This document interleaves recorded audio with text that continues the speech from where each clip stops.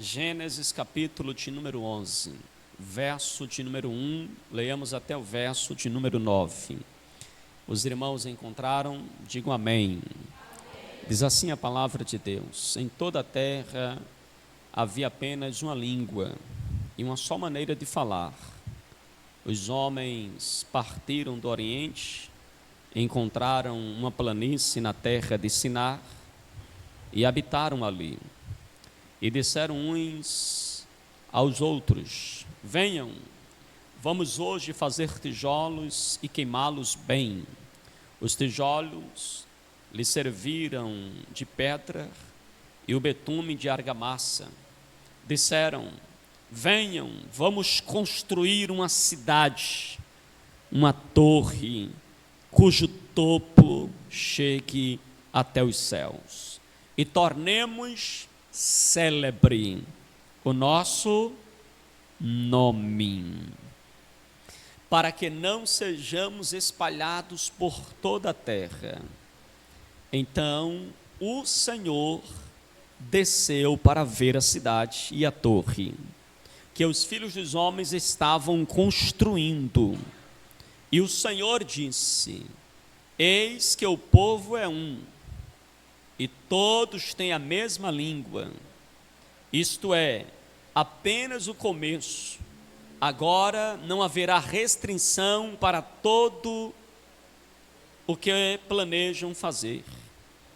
Para tudo o que planejam fazer.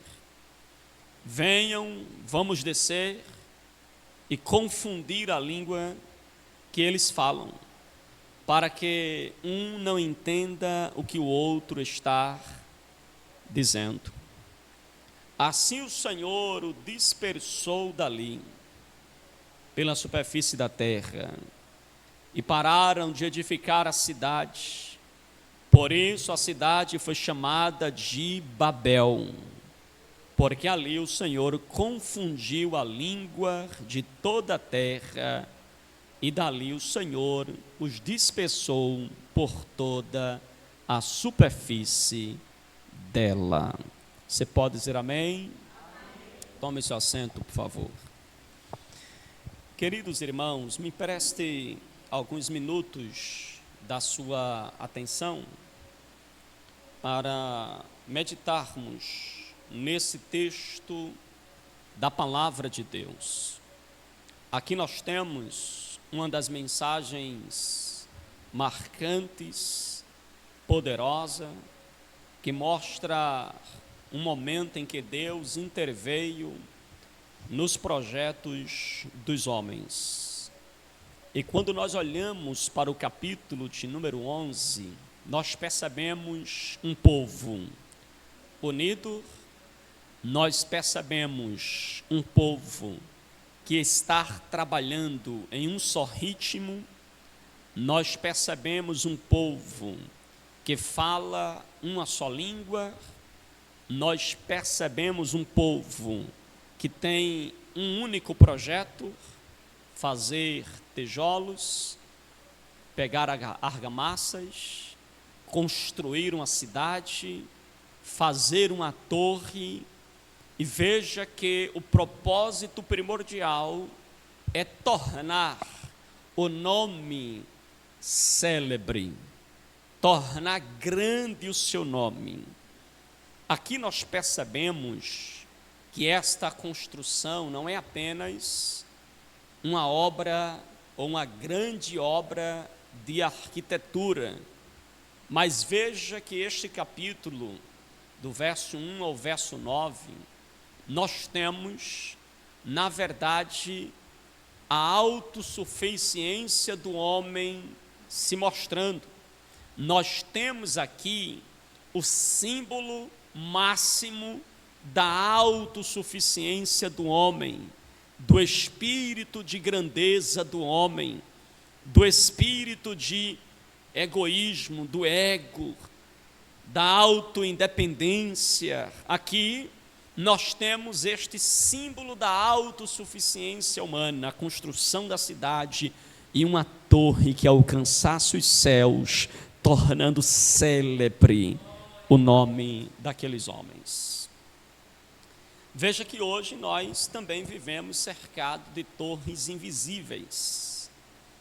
Nós vivemos cercados de torres que não se vê com os olhos, mas se percebe com o coração. Nós percebemos que há hoje grandes projetos, que há hoje grandiosos planos, cujo propósito é revelar o eu, cujo propósito não é colocar Deus no centro, mas é colocar o eu no centro. A Torre de Babel, a construção desta cidade, não tinha como propósito exaltar o nome do Senhor, tinha como propósito a glória do homem. Aqui é uma construção onde o homem está no centro e Deus está na margem, Deus está na rebarba, Deus está por último, Deus sequer é mencionado no projeto. O eu é quem está aqui no centro da construção. O propósito é tornar o nome célebre. Então perceba, irmãos, que Babel não é apenas uma história antiga, mas Babel é, na verdade, um espelho onde nossa geração ainda se vê. A nossa geração é ainda uma geração que deseja fazer planos, projetos, grandes construções, onde o eu está no centro e Deus está na margem. Ainda hoje, o coração do homem faz isso. O coração do homem coloca Deus na margem e ele quer estar no centro. C.S. Lewis disse que a grande tentação da humanidade é construir o céu na terra sem Deus no centro. A grande tentação do homem, escute isso, é querer construir um céu na terra, um império na terra, um palácio na terra, grandezas aqui, que pareça o céu, mas Deus não é o centro. Deus é simplesmente desprezado. É por isso que a história da Torre de Babel é vital para nós, que muitas vezes tomamos o caminho desses construtores e queremos construir com o nosso eu no centro. Essa história revela o perigo de uma vida movida, construída pela soberba, pela autonomia, pela autossuficiência, pela busca da glória pessoal, colocando Deus na margem. É um perigo. Toda tentativa humana de construir a vida sem Deus leva inevitavelmente à ruína. Aleluia. Olhe para quem está pertinho de você e diga assim: tentar construir a vida sem Deus leva à ruína. Tentar construir a vida sem Deus leva ao fracasso. Tentar construir a vida sem Deus vai levar à confusão. Tentar construir a vida sem Deus vai fragmentar, vai ruir. Não dá para permanecer de pé. Nenhum projeto permanece de pé se Deus não for o centro. Oh, glória! Meu Deus, aleluia, aleluia. Ah, pastor, mas nós temos unidade. De que adianta unidade sem Deus? Se você olhar do verso 1 ao verso 4, havia uma só língua, o povo usando a expressão nós, venham, vamos construir, façamos, tornemos célebre o nosso nome. Você vai perceber uma conjuntura que revela a unidade. Mas unidade sem Deus é pura ilusão. Vou repetir. Unidade sem Deus é o quê? Pura ilusão. Veja que eles estavam iludidos com a força coletiva, mas Deus não era o centro. Quantos não estão à semelhança dos construtores de Babel, dizendo: ora, toda a terra tem uma só língua, há uma só maneira de falar, nós estamos unidos, nós temos a força. E há uma frase muito popular que a gente cita, que é: a união faz a força. Mas a união sem Deus é fraqueza. União sem Deus é ilusão. União sem Deus é fracasso. União sem Deus vai fragmentar, não tem como se manter de pé. Irmãos, a princípio parecia uma sociedade sólida. A princípio parecia uma sociedade perfeita. A princípio parecia uma sociedade que ia para frente, um só idioma, um só propósito, um só projeto, parecia um só pensamento. Eles pareciam um coral uníssimos. Sabe aquele coral que canta numa harmonia perfeita, que você diz assim: esse coral ensaiou, viu? Ensaiou muito para cantar desse jeito. Muito ensaio, muita dedicação. Pense num coral que canta de forma uníssima. Mas, irmãos, o problema deste coral de Babel que está fazendo esta mega construção é que este coral tem um maestro, mas o maestro não é Deus. Pastor, e quem é o maestro desta construção? O maestro se chama o eu, se chama o ego, se chama a autossuficiência, se chama prepotência, se chama grandeza pessoal. Veja que estes homens estavam tomados pelo orgulho. O maestro da sua construção não é Deus, mas é o orgulho. Sem o laço divino do amor verdadeiro, toda a unidade é apenas poeira soprada pelo vento. Ainda hoje, irmãos, qualquer agrupamento sem Deus é mero movimento social. Qualquer grandeza sem Deus é mera ilusão. Uma empresa sem Deus é ilusão. Uma família sem Deus é ilusão. Tudo que nós construímos sem Deus pode parecer sólido, mas sem o cimento da fé vai ruir. Mas sem a confiança em Deus não vai para frente. A estrutura abala, cai e não prospera. A unidade humana sem Deus é como um castelo de papel tentando sobreviver à tempestade. Não vai. No primeiro vento que vier, ele vai parar longe, não se sustenta.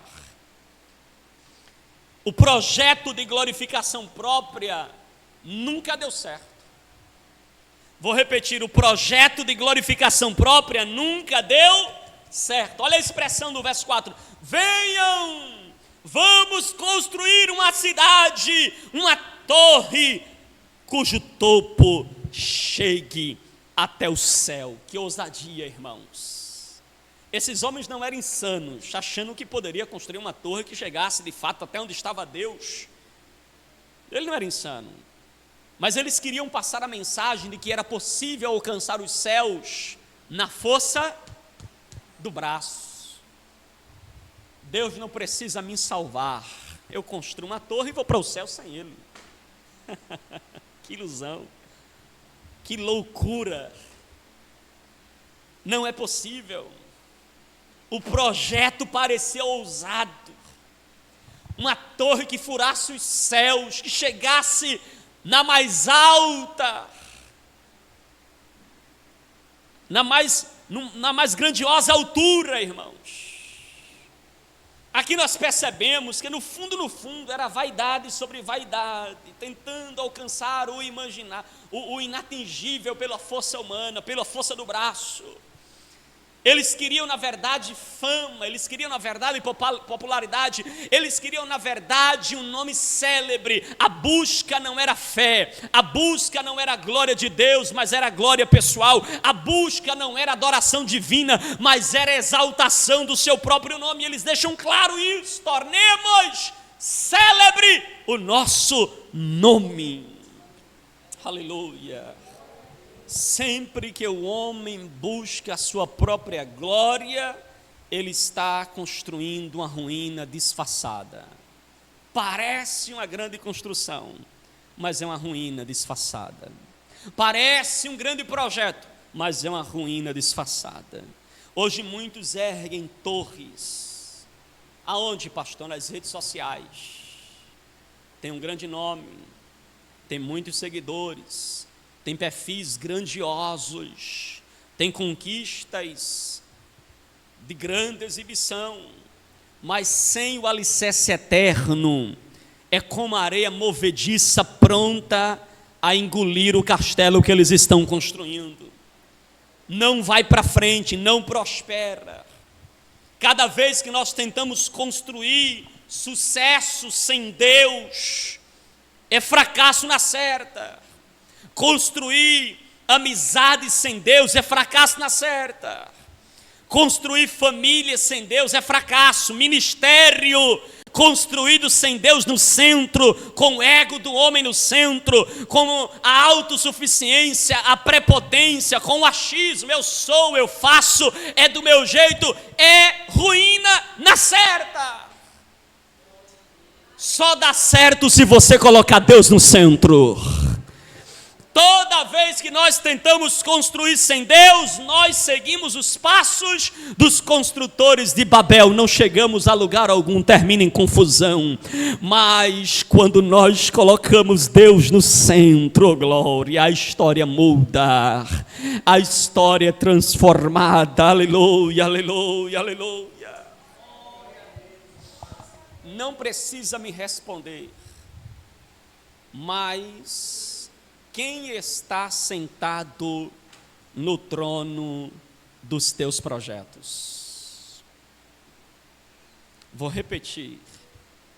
Quem está sentado no trono dos meus projetos? Letra A, eu. Letra B, Deus. Quem está no cabeçalho dos teus projetos? Quem está sentado no trono dos teus projetos? É você ou é Deus?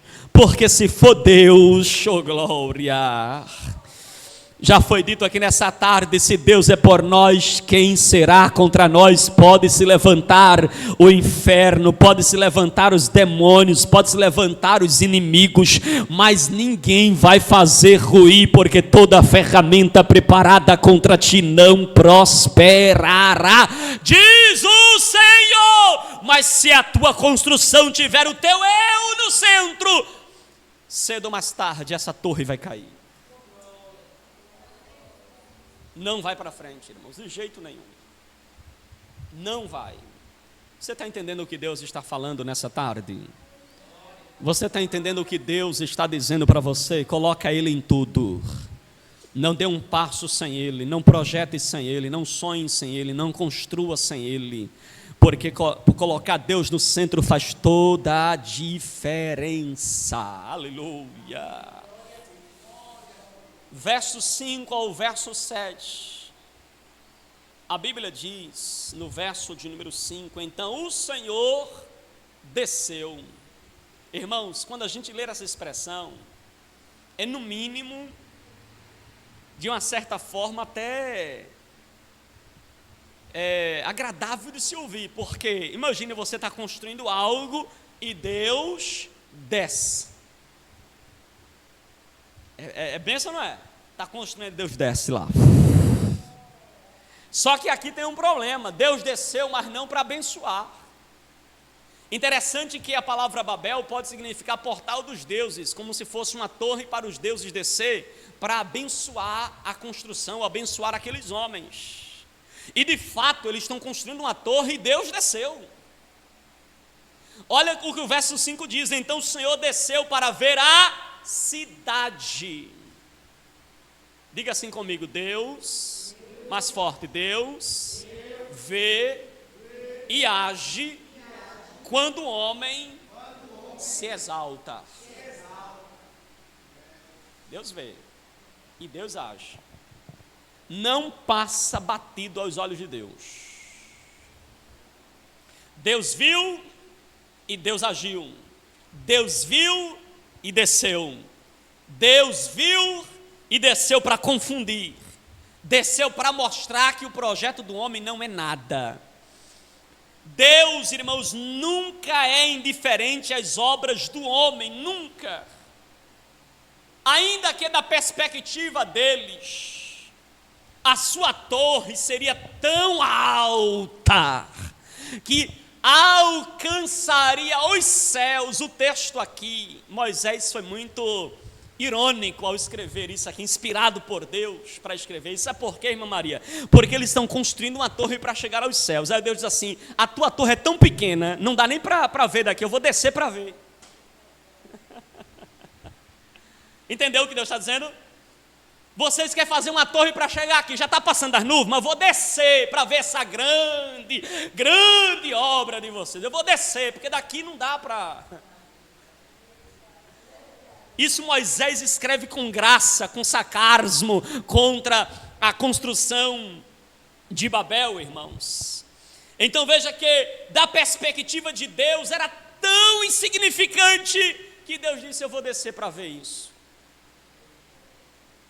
Vou descer para ver essa miniatura que eles acham que vai chegar aos céus. Até porque o verbo descer aqui revela uma ironia mesmo. Eles queriam a torre para chegar lá, Deus pegou e desceu para cá. Ou seja, o esforço humano é tão pequeno diante da majestade divina,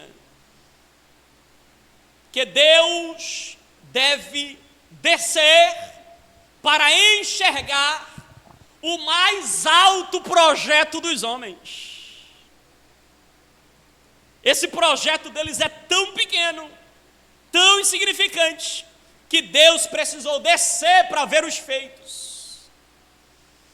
É como uma criança, irmãos, que está na beira de uma praia, irmã Jacinta, ele faz aquele castelinho de areia.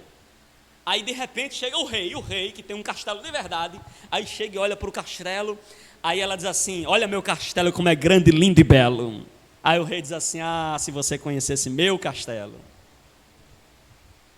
Às vezes nós estamos tão empolgados no nosso projeto com o eu no centro, esquecemos Deus na margem, que achamos que é uma grande construção, quando na verdade não passa de um projeto insignificante, principalmente porque Deus não está no centro dele. Aí o verso de número 7 vai dizer: venham, desçamos e confundamos ali a língua deles, para que não entendam a linguagem um dos outros. Aqui é Deus dizendo: eu vou descer com juízo.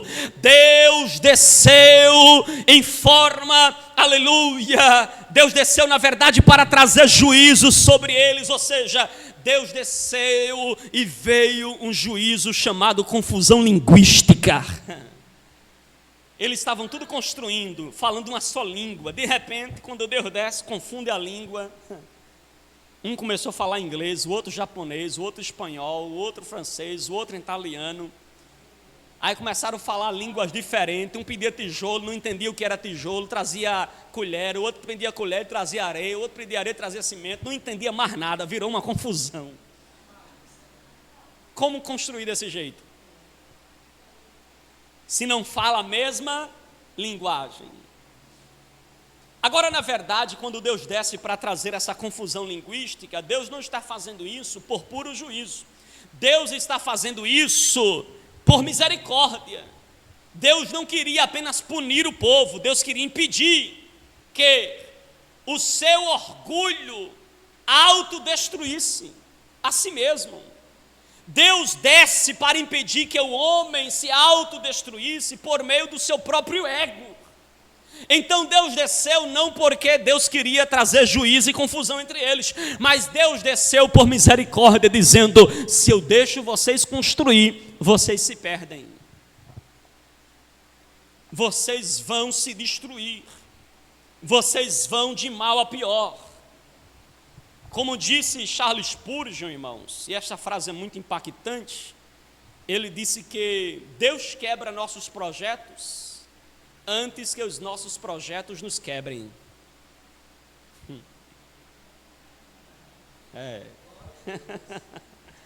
Já imaginou? Tem hora que Deus diz assim, olha para o nosso projeto, os nossos planos, diz: eu vou descer para quebrar, porque senão esse projeto vai quebrar ele. Tem hora que Deus tem que descer, tomar uma providência, agir, às vezes quebrando o nosso projeto, quebrando o nosso sonho, quebrando os nossos planejamentos, não porque Deus é um Deus que estraga sonhos, mas é porque Deus percebe que este sonho vai nos destruir, e antes que Ele nos destrua, Deus destrói os sonhos. Tem até um livro, acho que Thaís é quem estava lendo ele, O Deus que Destrói Sonhos, não é assim? Porque esse sonho, na verdade, viraria um pesadelo. Aí Deus desceu para quebrar esse sonho. A confusão, irmão, foi cirúrgica. Deus estava arrancando um câncer. Qual era o câncer? O câncer da vaidade, o câncer de um coração exaltado, o câncer de uma sede por um nome que se sobressaísse a todos os nomes, a sede por grandeza. Você deve ter visto, ou já percebido, tem gente que tem essa síndrome de Babel. Ele se sente melhor, maior, ele se sente o mais preparado, ele se sente o melhor capacitado, ele tem esse sentimento de grandeza, esse sentimento, sabe, ele parece um pavão. Já viu como é o pavão, né? O pavão, ele faz espetáculo, quando ele se arma, chama a atenção de todo mundo. Tem gente que tem essa síndrome do pavão, essa síndrome de Babel, esse espírito de grandeza. Aí Deus traz confusão de forma cirúrgica para arrancar o câncer da vaidade. Quantas vezes, irmãos, Deus intervém em nossos planos e a gente não entende. E a gente diz: Deus, por que o Senhor está interrompendo esse projeto? Deus, por que o Senhor não mandou recurso suficiente para eu concluir esse projeto? E às vezes a gente não entende porque Deus está trazendo interrupção, mas na verdade a interrupção de Deus é a salvação disfarçada. A interrupção de Deus é salvação disfarçada. É Deus de forma cirúrgica trabalhando em nosso coração para que nós não venhamos nos perder. Oh glória! Quantos sonhos não ruíram? Quantos relacionamentos não foram rompidos? Quantas portas que a gente olhou e disse: essa é minha e ninguém toma, o peixe que me colocou ninguém mexe. Aí Deus diz assim: ninguém faz sem mim, e ninguém faz por cima de mim, do jeito que eu quero. Aí Deus faz com que as portas se fechem. Assim como você olha para a situação e diz assim: não vai dar de jeito nenhum, não tem nenhuma possibilidade, nenhuma chance. Todos que entraram com indicação de alguém. Aí Deus diz assim: eu vou te indicar. E quem impede? Quem impede? Então, irmãos, pode acontecer de que em algum momento da nossa vida alguns projetos não vão dar certo, e não é porque Deus não nos ama, não é porque Deus não quer o nosso bem, mas na verdade é Deus dizendo assim: meu filho, eu estou interrompendo para te salvar de uma grande tragédia. Eu estou interrompendo para te resgatar de uma queda pior. Às vezes, escute isso aqui, às vezes, a maior bênção de Deus se chama um não abençoado. Deixa eu repetir para você guardar isso. Às vezes, irmã Nilda, a maior bênção de Deus é quando Deus dá um não para a gente abençoado, um não para nos livrar de uma tragédia tão grande que a gente nem imagina. Sabia? Tem hora que Deus age de uma forma, irmãos, que a gente não entende, não compreende, mas há um porquê. Não tem aquele hino, né? Há um porquê, não é assim? Há um porquê de Deus às vezes travar o meu projeto e o teu.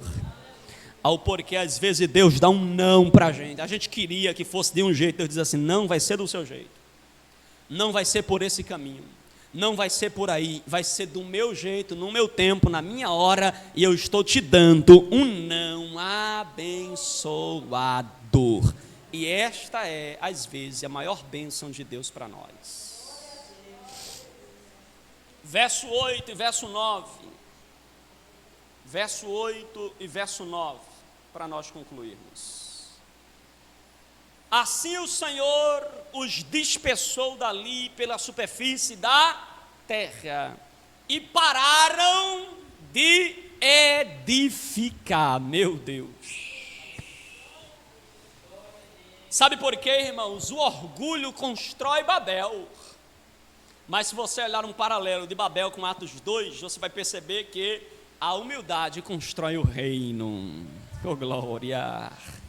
Vou repetir, o orgulho constrói Babel, mas a humildade constrói o reino. O reino. Oh, glória! Babel é símbolo da autossuficiência. Babel é símbolo da grandeza humana.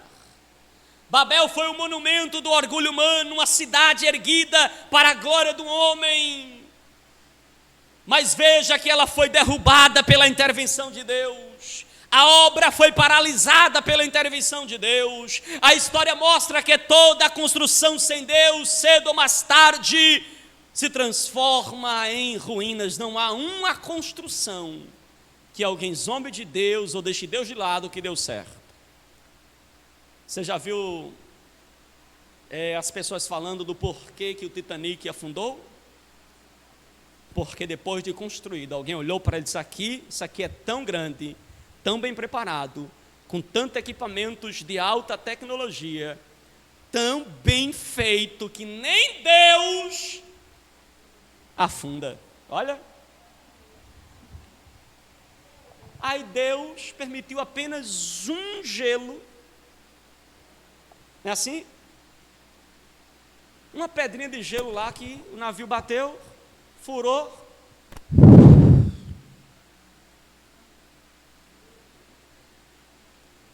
Já imaginou? Porque tudo que se faz sem Deus não dá certo, não vai para frente. Martinho Lutero, ele disse, irmãos, que tudo quanto o orgulho edifica, Deus abate. Tudo quanto o orgulho eleva, Deus destrói. Babel virou não apenas ruína física, mas era a memória eterna de que tudo que o coração do homem decide fazer sem o Senhor, não dá certo. Não vai para frente. Não prospera. Aí você olha para o Pentecostes, que é o reverso de Babel. Em Atos 2 nós encontramos uma cena oposta à construção da torre. O povo estava reunido, todos no mesmo lugar, falavam todos o mesmo idioma. O Espírito Santo desceu, mas desceu não para confundir, mas desceu para dar línguas, e deu uma língua estranha, mas a língua estranha não gerou confusão. A língua estranha, pelo contrário, deu força, deu renovo, deu revestimento de poder, e a igreja ficou mais forte para construir o reino dos céus. Onde Babel gerou confusão por causa da arrogância, o Pentecostes gerou unidade por causa da graça. Oh glória, aleluia, louvado seja o nome do Senhor. Em Babel a confusão dividiu o povo, mas em Pentecoste o Espírito Santo desceu para unir a igreja. Em Babel a linguagem foi instrumento de dispersão, mas em Pentecoste a linguagem foi instrumento para a evangelização da igreja. Em Babel o orgulho ergueu tijolos para si, mas em Pentecostes a humildade ofereceu corações para Deus. Em Babel o nós foi usado para engrandecer o ego, mas em Pentecostes o nós foi usado para expandir o reino de Deus. Em Babel construíram com barro e argamassa, mas em Pentecostes Deus edificou a igreja pelo poder do Espírito Santo agindo no meio da igreja. Em Babel Deus desceu para interromper a obra humana, mas em Pentecostes Deus desceu para habitar na obra viva que era a sua igreja. Em Babel a torre subia buscando a glória própria, mas no Pentecostes o Espírito Santo desceu nos corações que se rendiam ao Espírito, a Deus, e foram salvos pela graça.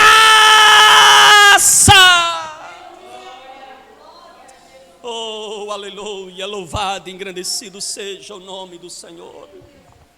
Aleluia, halabarada calaladas. Oh, aleluia, aleluia, aleluia, aleluia, aleluia, aleluia. Louvado seja o nome do Senhor. Em Pentecostes, irmãos, nós vemos o contrário do que aconteceu em Babel. Hoje é o momento de nós nos perguntarmos: o que eu estou construindo? Será que eu estou construindo um império para a minha própria glória, um altar para o meu próprio nome? Ou será que eu estou construindo um projeto cujo nome será glorificado, é o nome do Senhor? Quem edifica para si mesmo vai à ruína, mas quem edifica em Deus constrói para a eternidade. Deus não nos chamou para sermos construtores de torres materiais ou de impérios terrenos, mas Deus nos chamou para construirmos o reino de Deus e a sua justiça. Não é apenas um relato onde está registrado em Gênesis uma história antiga, atrasada ou passada, mas veja que a construção que nós presenciamos aqui da Torre de Babel é na verdade o eco do coração humano, que tenta por diversas vezes construir sem a ajuda de Deus.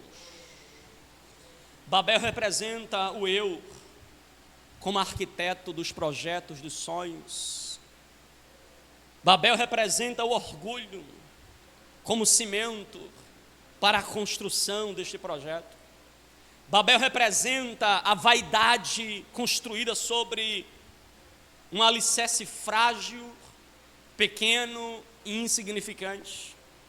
Mas Deus, em sua infinita graça, desceu, e Deus sempre desce para impedir que nós venhamos cavar a nossa própria ruína.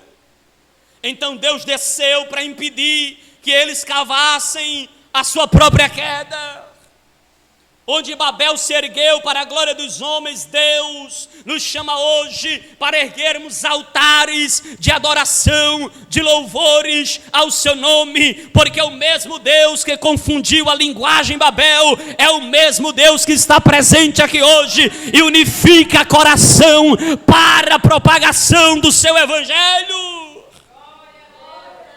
Guarda esta verdade: toda obra sem Deus está fadada ao fracasso.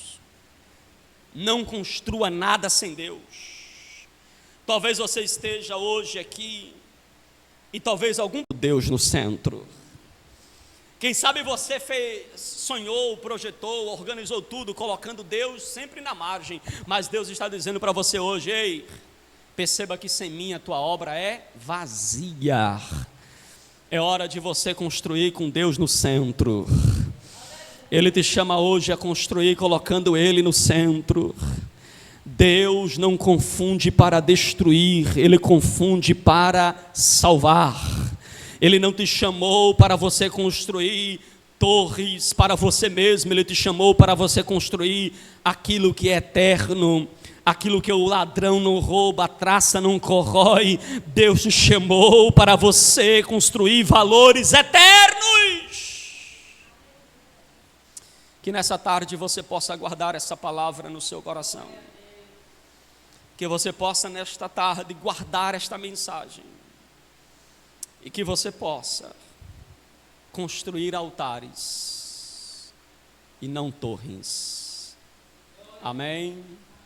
Fique de pé em nome de Jesus. Glória a Deus. Deixa eu pegar ali. Glória a Deus. Aleluia. Aleluia. Feche seus olhos. Feche seus olhos. Coloca Deus no centro. Coloca Deus no centro.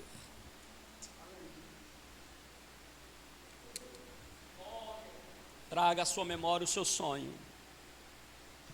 Traga à sua memória os seus projetos. Traga à memória as suas construções. Traga à memória nesta tarde aquilo que você tem planejado. E coloca Deus no centro. Coloque Deus no centro. Tudo precisa começar com Deus, caminhar com Deus e terminar com Deus.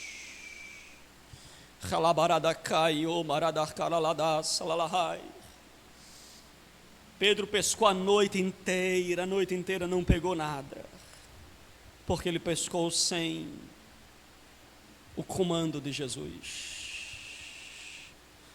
Mas quando amanheceu o dia que Pedro lavou as redes, ele encontra Jesus na beira da praia. E Jesus diz: Pedro, volta a pescar. O eu dele falou dizendo: Senhor, eu pesquei a noite inteira, não peguei nada. Mas aí, convencido da palavra de Jesus, ele disse: mas debaixo da tua palavra eu lançarei a rede, oh glória. Foi diferente. Foi diferente. De soberana do Senhor. Foi diferente porque ele estava lançando a rede debaixo da vontade de Deus. Eu creio que nessa tarde Deus está fazendo grandes coisas aqui neste lugar. Eu creio que Deus está visitando tua casa, tua família, visitando teu emprego, visitando tua saúde, visitando aquilo que você mais precisa nesta tarde, porque você tem sempre colocado Deus no centro, e Deus está dizendo: eu estou no comando, eu estou no comando da história, porque quando tudo perante o altar estiver, descansa, porque há um Deus nos céus que não cochila.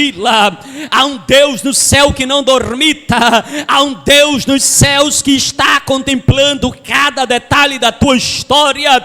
Você não chegou aqui por acaso. O Espírito Santo está falando ao teu coração e está dizendo para você que eu seja o centro, que eu seja o centro, porque os teus projetos vai ser diferente, teus sonhos vai ser diferente, a tua construção vai ser diferente, a mão de Deus está no meio, vai ser diferente. Só quem recebe, abra a boca para adorar.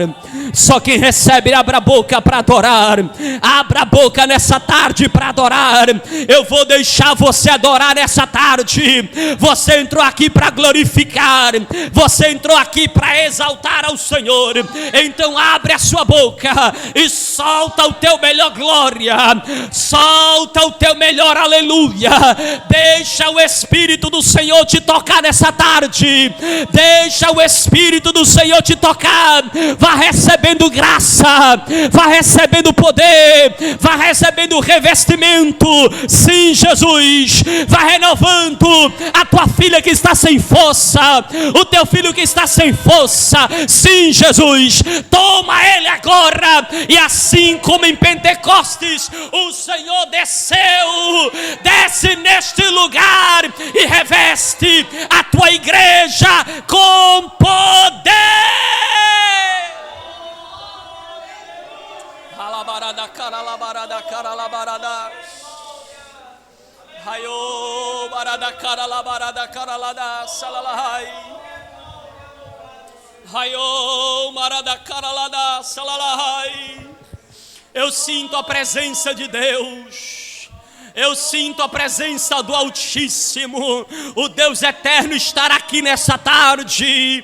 Vá adorando a Ele, vá glorificando a Ele, porque Ele está intervindo na tua história, porque Ele está descendo na tua vida.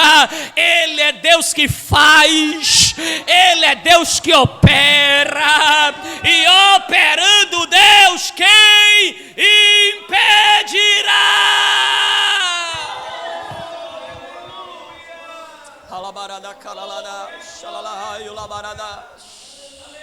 Deus é refúgio e fortaleza, socorro bem presente na angústia. Aleluia, pelo qual você não deve temer, ainda que as ondas se levantem, ainda que as montanhas sejam cobertas pelas ondas, não temas, porque Deus está contemplando cada detalhe. Continue adorando, continue adorando, continue adorando ao nome do Senhor. Oh, aleluia, obrigado, Jesus. Obrigado, Jesus. Obrigado, Jesus. Obrigado, Senhor. Nos ajuda a colocar o Senhor no centro. Ó Deus, remove o nosso eu. Tira todo orgulho. Tira toda prepotência. Tira toda autossuficiência. Nós dependemos de Ti, Senhor. Nós dependemos de Ti, Senhor. Esta obra depende de Ti, Jesus. Esta igreja depende de Ti, Jesus. Os Teus filhos que aqui estão dependem de Ti, Jesus. Eu dependo de Ti, Senhor. Ah, se não fosse as Tuas mãos estendidas, nós não estaríamos aqui, mas a Tua mão nos guarda, nos protege, nos guia, nos dá força. A Tua mão tem sustentado os Teus filhos, e por isso nós estamos aqui nesta tarde. Amém, Jesus. Amém, Senhor. Amém. É no Teu nome que nós oramos e Te agradecemos. Em nome de Jesus. Amém, Senhor. Amém. Estenda as suas mãos. Que a graça do nosso Senhor e Salvador Jesus Cristo, o grande amor de Deus, a comunhão e as consolações do Espírito Santo seja com cada um de nós, de hoje para todo sempre. E o povo de Deus diz amém. Que Deus em Cristo abençoe os irmãos. Queremos louvar a Deus pelos irmãos que vieram ali do Viana, nossa diaconisa Maria Silva, nossa diaconisa Valdenice e a nossa querida irmã Jacinta. Amém. Que Deus abençoe. Deus abençoe a todos os irmãos que cooperaram também nesta tarde, em nome de Jesus.